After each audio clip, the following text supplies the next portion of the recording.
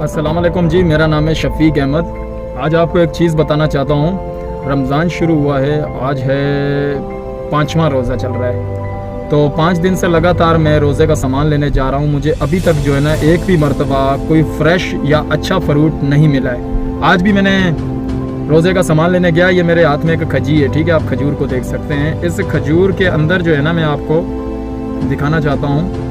इसके अंदर मैं वीडियो लगा देता हूँ साइड पे। ये इसकी गुठली है, इसकी गिटक है, ये मैंने निकाली है। नीचे इस खजूर में जो है ना बिल्कुल छोटी छोटी सूंडियाँ होती हैं या कीड़े होते हैं, कीड़ों के साथ भरी हुई है ये खजूर। बल्कि इसकी वीडियो में अलग से ये साइड पे लगा देता हूँ, आप देख सकोगे इसके अंदर जो कीड़े चल रहे हैं या जो नज़र आ रहे हैं। अब मेरा एक सवाल है फ्रूट बेचने वालों से, ठीक है, जो इस वक्त फ्रूट की तिजारत कर रहे हैं, छोटे मोटे जो ठेले वाले हैं या जो रेड़ी वाले हैं जो फ्रूट बेच रहे हैं, उनसे मेरी एक गुजारिश है कि यार भाईजान आप